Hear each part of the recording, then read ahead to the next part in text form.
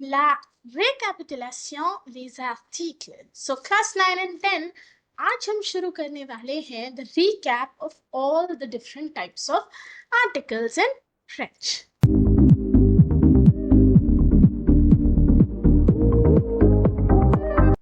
तो बिना किसी देरी के शुरू करते हैं. फ्रेंच के जो आर्टिकल्स हैं they are of 4 types. Les articles indéfinis, the indefinite articles. Les articles définis, the definite articles. Les articles contractés, the contracted articles, et les articles partitifs, the partitive articles. So any of these articles that we use, they are always followed by a noun. So सारे articles के आगे एक noun हमेशा आपको मिलेगा. ठीक है? तो इससे पहले मैं आपको रिवाइज कराऊं सारे आर्टिकल्स, एक बहुत इंपॉर्टेंट रूल जो सब आर्टिकल्स के लिए आपको याद रखना है, और वो क्या है? How to identify the gender and number of noun. क्योंकि सारी प्रॉब्लम की जड़ यही है. हमें आर्टिकल्स याद होते हैं कब, कहाँ और कैसे लगने हैं, बट यही नहीं पता होता जिस नाउन के साथ हम उसे लगा रहे हैं उसका नंबर और जेंडर क्या है. तो उसके लिए कुछ स्टेप्स हैं. So we look at a noun and first check if it is a plural. सबसे पहला हमारा काम ही यही होना चाहिए कि हम ये देखें कि हमारा नाउन प्लूरल तो नहीं है. और वो पता कैसे लगेगा? पता इस तरह से लगेगा कि अगर वो नाउन लेटर एस, एक्स या जी से खत्म हो रहा है तो ज्यादातर केसेस में वो प्लूरल ही हो. पर अगर वो नहीं हो रहा तो वो कौन सा नाउन है? It will be a singular noun. No. अब एक सिंगुलर नाउन है ये पता चल गया, मैस्कुलिन सिंगुलर है या फेमिनिन ये कैसे पता चलेगा? So in case of feminine singular noun हमारा नाउन ज्यादातर ई या आईओएन टुगेदर, ओके, ई या आईओएन से एंड होगा जनरली. ठीक है? अगर वो नाउन किसी वोवेल से शुरू हो रहा हो, A E I O U, H और वाई, साइलेंट अल्फाबेट्स, ओके, मेरे पीछे छुप गए हैं वो rules. So silent alphabet H या वाई हो वहां पर, तो उन केसेस में we use the vowel form. Like जो भी आर्टिकल वोवेल के साथ लगता है हम वहां वो यूज करें. ठीक है? अब किसी भी नाउन पे अबव मेंशन जो अभी मैंने समझाए वो सारे रूल्स फॉलो ना हो तो वो क्या होता है? एक मैस्कुलिन सिंगुलर. अब आप बोलेंगे मैम इतना आसान होता तो बात ही क्या थी? बेटा अपनी तरफ से मैंने कोशिश की एक बेसिक गाइडलाइन आपको दे दूं. अब इनके अलावा एक्सेप्शंस तो हमेशा होते हैं ना, एंड उनको तो याद ही करना पड़ता है. बट ज्यादातर केसेस में इन स्टेप्स के जरिए अगर आप नाउन्स को आइडेंटिफाई करोगे तो होपफुली गलती नहीं करोगे. ठीक है? अब अगर हमने सीख ही लिया है कि नाउन्स को आइडेंटिफाई कैसे करना है, फाइनली हम बढ़ते हैं आर्टिकल्स सीखने की तरफ. सबसे पहले हम रिवाइज करेंगे दो articles, les articles indéfinis, les articles définis, the indefinite and definite articles. तो अब ये देखेंगे, मैंने एक टेबल बना था काम आसान करने के लिए, ऑफ कोर्स. ठीक है? सो ये देखिए, quels sont les articles? कौन से होते हैं indefinite articles?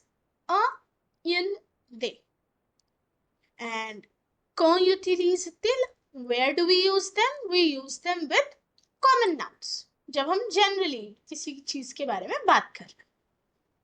What happened to indefinite articles in case of negation? अगर एक negative sentence है तो क्या होता है indefinite articles के साथ? They change to de और d apostrophe. और एक स्पेशल नोट जो हमें याद रखना है कि अगर सेंटेंस में एत्र वर्ब है तो वो चेंज नहीं होंगे. There will be no change with एत्र. तो ये बेसिक गाइडलाइंस थी हमारी इनडेफिनेट आर्टिकल्स की. What about definite articles? Definite articles चार तरह के होते हैं, ल, ला, एल अपोस्ट्रोफ एंड ले. जहां पे ऑब्वियसली हम डिफरेंस समझ पा रहे हैं. पहले तीन सिंगुलर नाउन्स और ले और प्लूरल.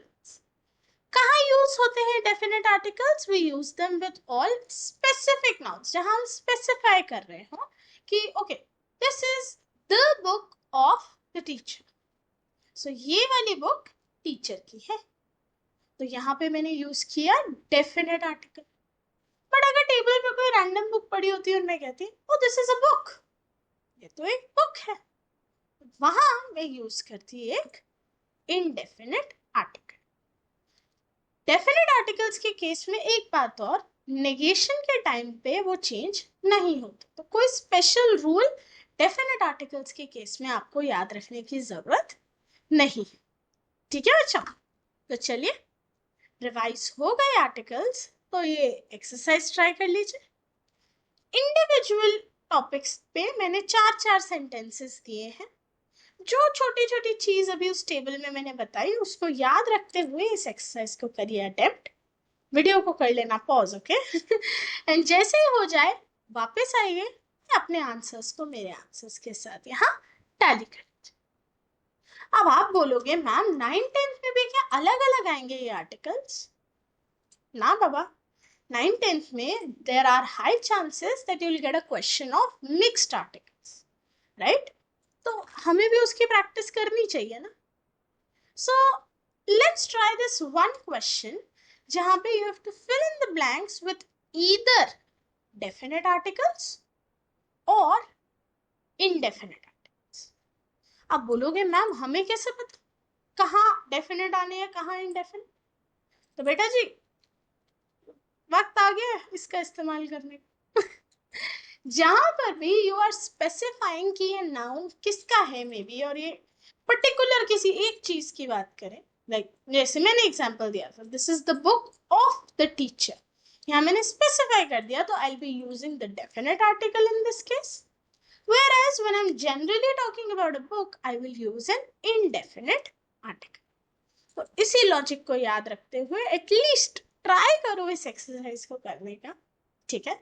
और जैसे ही हो जाए लौट आओ एंड इस सॉल्यूशन की के साथ अपने आंसर्स को मैच करो। Most probably I am hoping आपने कुछ तो सही किए ही होंगे, जहां पर आपको क्लियर स्पेसिफिकेशन एटलीस्ट दिख रहे थे। लास्ट के दो थोड़े से ट्रिकी थे, आई एग्री, बट जिन्होंने ये कर लिए हैं वेरी वेल, आपको ये टॉपिक अच्छे से समझ आ गया है, ठीक है? तो चलिए डेफिनेट और इनडेफिनेट आर्टिकल्स के बाद अब हम अगले आर्टिकल की तरफ बढ़ते हैं, जो कि है les articles contracts, the contracted articles. Contracted articles नाम से हम क्या समझ रहे हैं? I am joining together a preposition with a definite article। एक preposition और definite article को मैं एक साथ जोड़ के कॉन्ट्रैक्टेड फॉर्म में लिख रही हूं। तो चलिए इसकी टेबल कुछ इस तरह की, यहाँ हमारी दो फैमिलीज, एक आ फैमिली और एक द फैमिली। आ मीन्स द preposition to या at। अब जब इस preposition को मैंने अपने definite articles के साथ मिलाया, I get the contracted family to the और at, जहां au यूज हो रहा है masculine singulars के साथ, आला feminine singular, al apostrophe सारे vowel nouns जो singular है, और aux सारे plural nouns के साथ।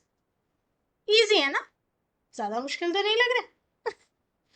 इसी तरह I have the preposition de, जिसका मतलब होता है ऑफ या फ्रॉम, और डेफिनेट आर्टिकल से मिलने के बाद ये कॉन्ट्रैक्टेड फॉर्म बन जाती है ऑफ द या from the. And same due masculines के साथ दिला फेमिनिन, दिल apostrophe vowel nouns and DS सारे प्लूरल नाउन्स के साथ यूज होता है। चाहे सेंटेंस एफर्मेटिव हो या नेगेटिव, कॉन्ट्रैक्टेड आर्टिकल्स चेंज नहीं होते। बट क्या कोई स्पेशल नोट है इनके लिए? जी हाँ बिल्कुल। अब आपको पूरा दिख जाएगा। With proper nouns, that is name of people and cities, and possessive adjectives, हम सिर्फ और सिर्फ preposition यूज करते हैं, contracted form नहीं. एग्जाम्पल के तौर पे क्या बोलेंगे आप? I go to Delhi या I go to the Delhi. सुनने में अजीब लग रहा है ना? तो जी नहीं, हमें ये द यहाँ नहीं चाहिए, हमें चाहिए सिर्फ preposition. इसी तरह I talk dash my mother, तो यहाँ possessive adjective आ गया my. तो यहाँ पे क्या बोलेंगे? I talk to the my mother? नहीं. या I talk to my mother. So obviously to.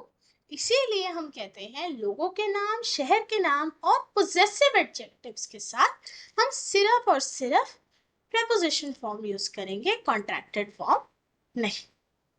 तो अब अगर ये रूल समझ आ गए हैं तो वक्त है आगे बढ़ने का. और आप जानते ही हैं आगे बढ़ने से मेरा मतलब क्या है.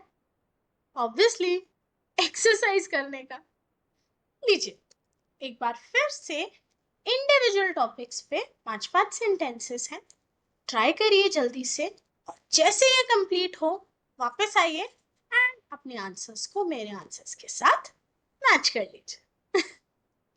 आई होप एटलीस्ट आपको इतना समझ आ गया हो कि नाउन्स को कैसे आइडेंटिफाई करके वहां सही आर्टिकल हम प्लेस करें, और जहां आर्टिकल की जरूरत ना हो वहां सिर्फ प्रपोजिशन फॉर्म हम कैसे लिखें.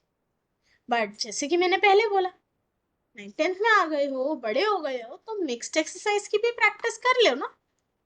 आप कॉन्ट्रैक्टेड आर्टिकल्स की मिक्स्ड एक्सरसाइज कराने से पहले कुछ basic tips. How to attempt mixed articles exercise. कैसे अटेम्प्ट करें हम उस एक्सरसाइज को, कैसे पता लगाएं कि सही फॉर्म यहाँ कौन सा आने वाला है. सो देखिए बेटा जी, never use the contracted form directly. 30 mark खा मत बनिएगा, सीधा ब्लैंक बस ओ मैस्कुलिन है ए यू लगा दो, प्लूरल है डी-एस लगा दो. नहीं, ये मत कीजिए, ठीक है. सो जैसे एक एग्जांपल के तौर पे मैंने सेंटेंस लिया, je vais dash flash. Flash में फेमिनिन सिंगुलर है, लगा दो दुल्हा या आला लगा दो, देखी जाएगी जो से. नहीं, ऐसे नहीं करना. पहले आइडेंटिफाई करो on the basis of the verb in the sentence कि प्रेपोजिशन कौन सा आएगा उस वर्ब के साथ. सो यहाँ पे वर्ब है आले. आले का मतलब होता है टू गो. टुडे से आई गो टू और I go of. I go to, right. So पहली चीज मुझे पता चल गई, वर्ब के हिसाब से यहाँ प्रेपोजिशन आएगा आ. Next, figure out the definite article if needed. हो सकता है यहाँ पे बीच की जगह लिखा होता है दिल्ली, तो मेरा सेंटेंस तो ऐसे ही कंप्लीट हो जाता, आई गो टू दिल्ली. मुझे डेफिनेट आर्टिकल चाहिए ही नहीं, यानी कॉन्ट्रैक्टेड फॉर्म रिक्वायर्ड ही नहीं. बट क्योंकि यहाँ पे मेरा नाउन है बीच, आई can not say I go to beach. I have to say I go to the beach. I need a definite article. और वो definite article कैसे पता चलेगा? Noun को देख के. So on the basis of the noun, decide कौन सा definite article sentence में लगना चाहिए. So je vais à la plage. And a plus la contracted form à la ही होती. अगर यहाँ पे कोई masculine noun होता per se, like cinema, I would have used LE as my definite article, and तब मैं final answer में a plus l a u लिखती, contracted. ठीक है बच्चों, चलिए इन्हीं टिप्स को याद रखते हुए इस एक्सरसाइज को कर लो ट्राई जल्दी से, ठीक है. सो ये लास्ट का वर्ड है कॉम्पाइन, ये जो मेरे पीछे छुप रहा है वर्ड, ठीक है. It's the country side. I hope yeah, it'll be visible now. You can pause the video. Yeah, okay, I'm hoping you're done now, and if you're done, quickly verify your answers with mine. अब आप देखोगे कुछ जगहों पे मैंने multiple answers दिए हैं because both of them make sense.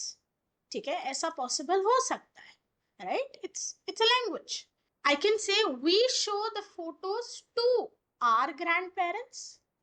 I can say we show the photos of our grandparents. Right? What makes sense? Okay? So you just have to be careful.